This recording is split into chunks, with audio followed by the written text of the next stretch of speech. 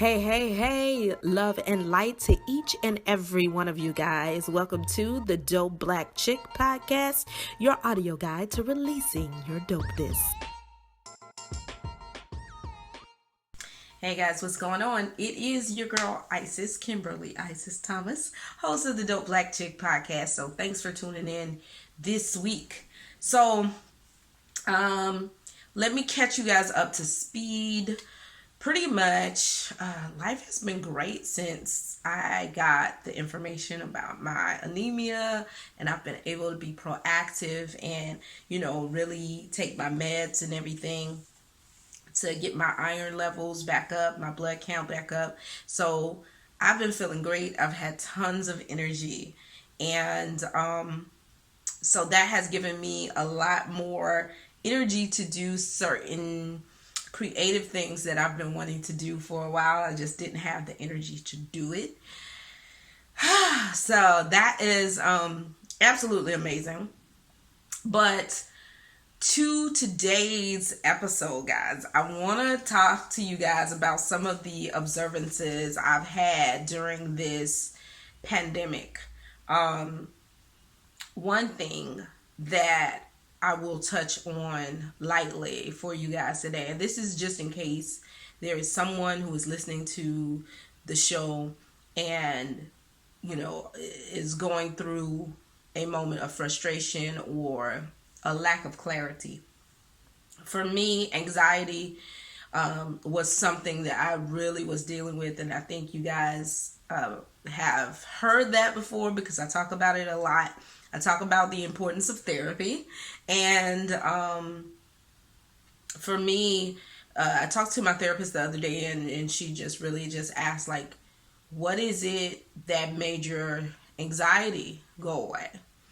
And when I say go away, I don't mean that it's totally gone, but what I'm saying is that it is more controlled now. I haven't really had any anxious episodes, and the reason for that honestly was because I just came to this realization: what does worry do? What does worrying do for you? I'm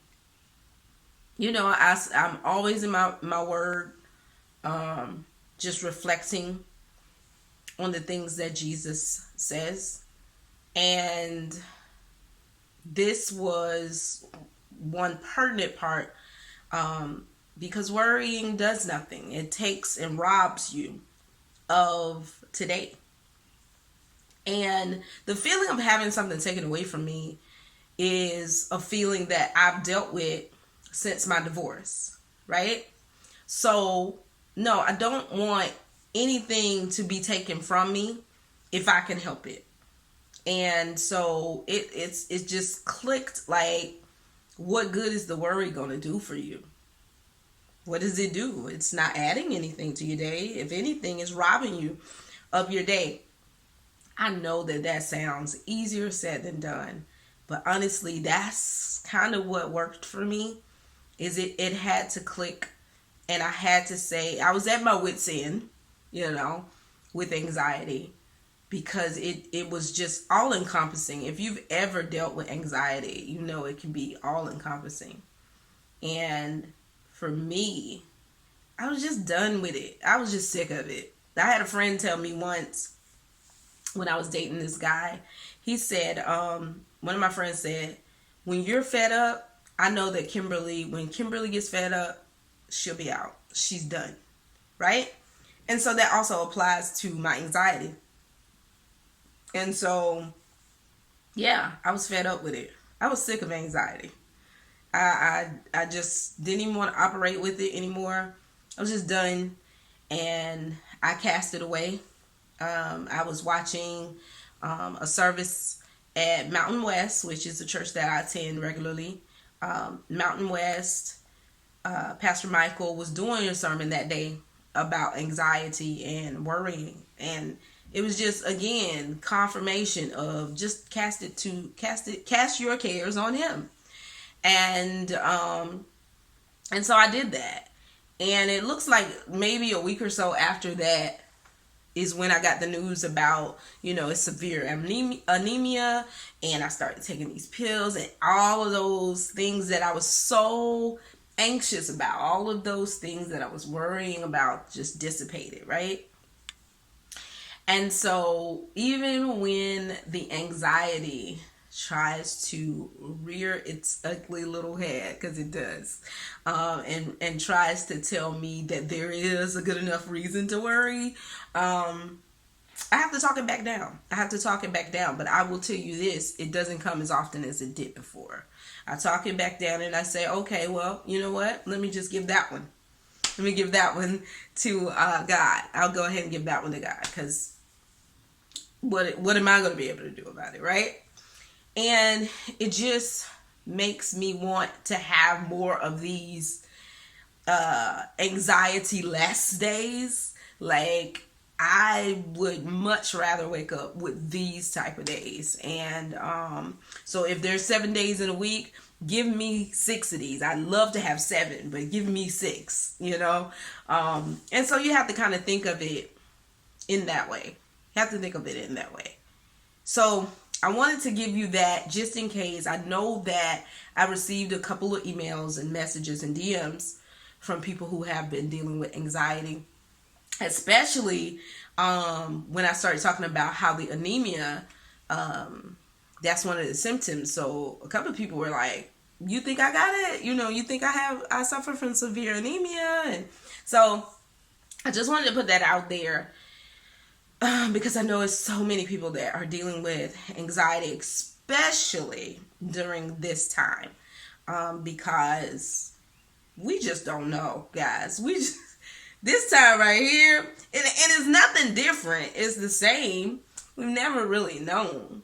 But right now, all the uncertainty of how you can be with people and spend time and have fun the way or remember how to have fun. Now you have to think of brand new creative ways to be with the people or spend time in society the way that we are so used to.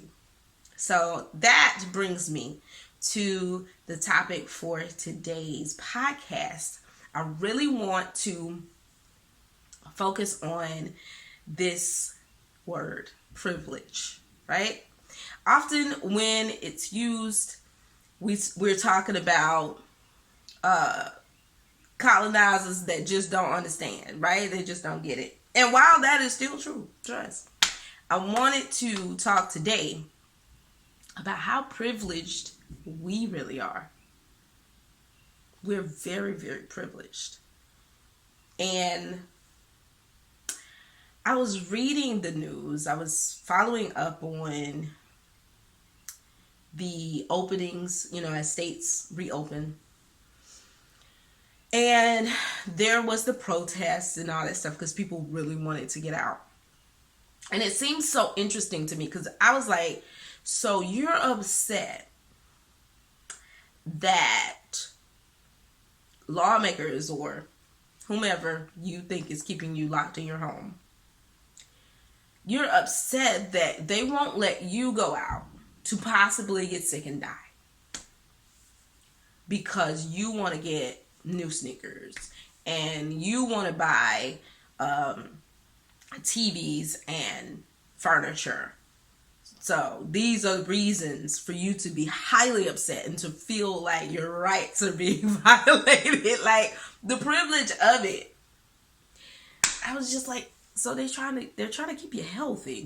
You do understand that, right? And then so I'm watching all of these end of days movies and stuff. I like that kind of stuff. But I'm watching these end of days movies and I'm saying to myself, like, it's always because why do people have to be so greedy in those movies? Like they're always like, it's not enough to have food for your group.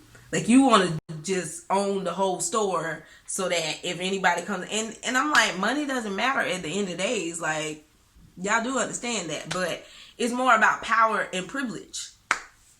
And so I just continued to think about that. And then a friend of mine posted today and said that we were just, the privilege that we're showing of wanting to get out so bad, wanting to return to a normal that is anything but willing to sacrifice your life and the lives of your friends and family because you want to get back to, eating brunch on Saturday mornings and going to the club when you want to, or being able to sit in a restaurant and have somebody else cook for you.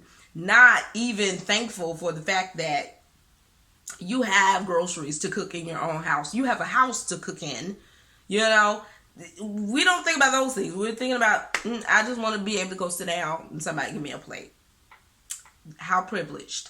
And I had to think of myself, and I always think of Jonathan McReynolds' song People, because yes, I can read that and I can shake my head at the people they're talking about in there. Even like there's a story about I think it was Missouri somewhere.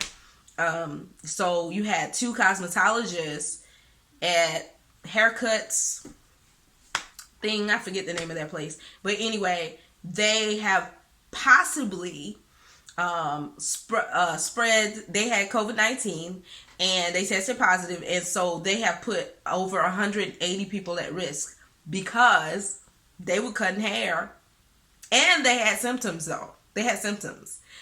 So they had the mask on and everything.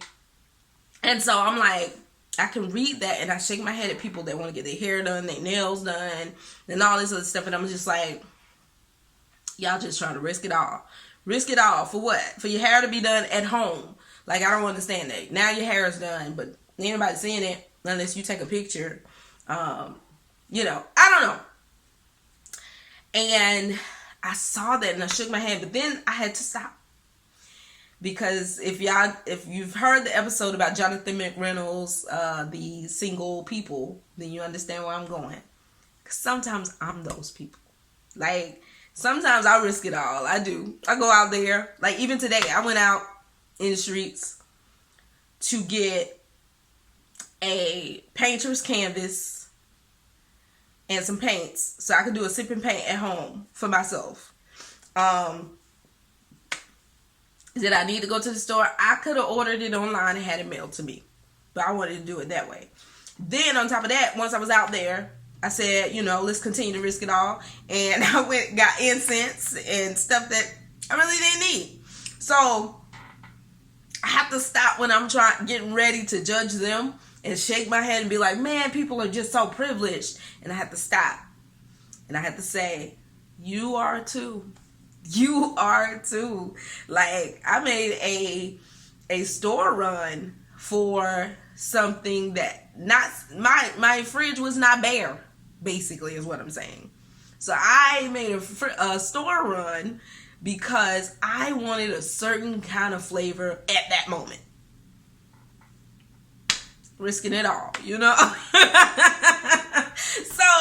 I kind of I had to ease up and I said, you know what? Forgive me, God, if I'm one of those people.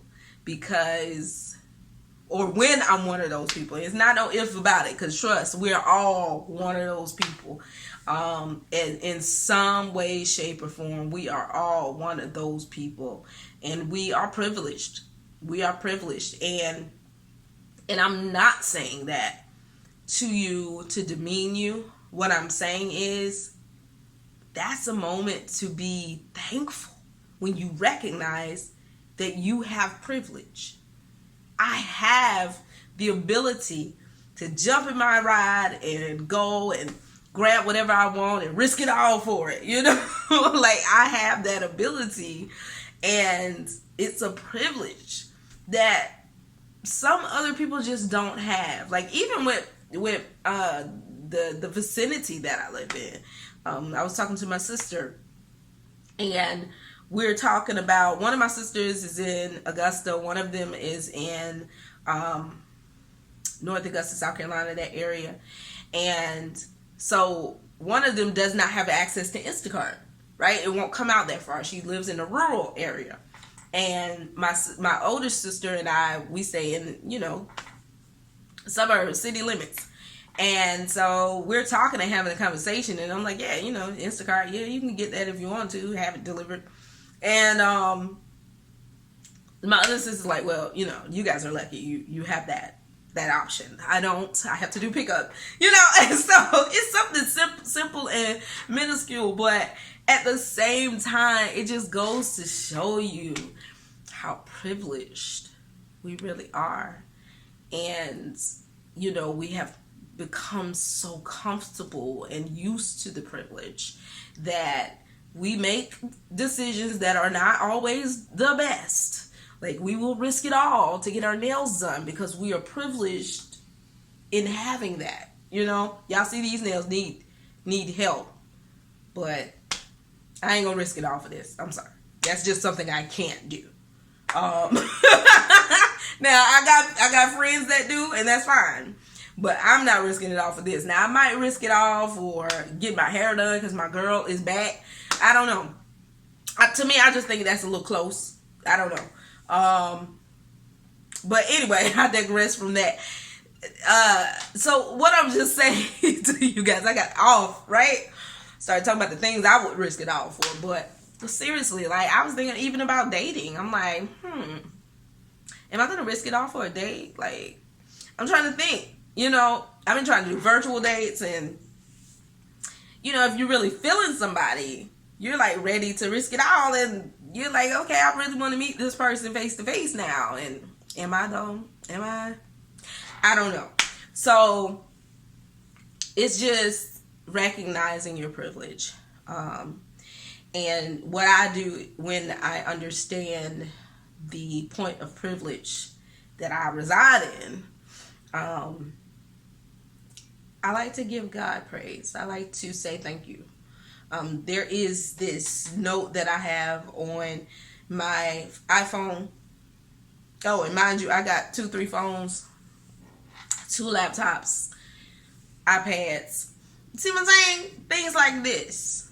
One day I was talking to my parents and my siblings, all of us on Google Duo, and I got all this stuff going on, and I thought about it, and I was like, you see how that's all kind of privilege, and should be grateful and thankful that I have that ability to do it. So as you see, I just did it in mid-sentence. That is what I do. I'll stop and I acknowledge it, and I give thanks for what I have been blessed with. I give thanks for that, and then I try to be wise about the thing that I am blessed with. So if I do have the privilege to go out and about, do I just go out and about randomly without thinking it through and saying, is it really worth it?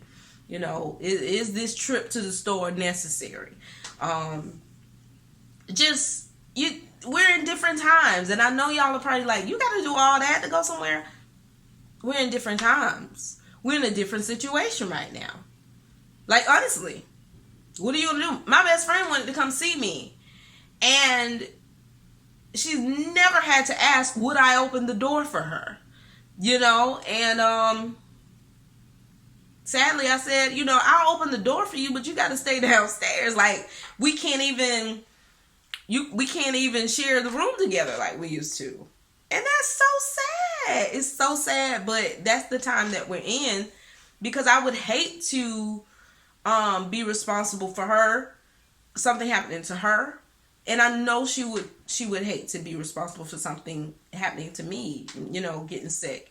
And so we just have to really understand where we are, recognize your privilege in that moment, and then also give thanks. Be grateful. If anything, this whole situation should be teaching us a strong deal about a strong deal of gratefulness. That's for sure. And if you're not at that point, I think you're missing it. I think you're missing all that this moment is about. you know. So I just wanted to do that today and share that with you guys. Hoping that you are safe during this time.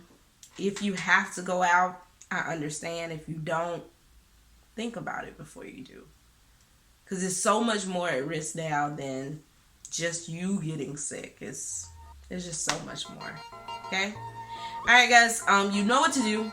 If you are on any of the podcast platforms, make sure you rate the show. You know, give me 5 stars. Comment, subscribe, and share the show. Let people know that there's a dope black chick talking dope black spit. Follow me on Instagram at the dope black chick. And until next time, peace and blessings.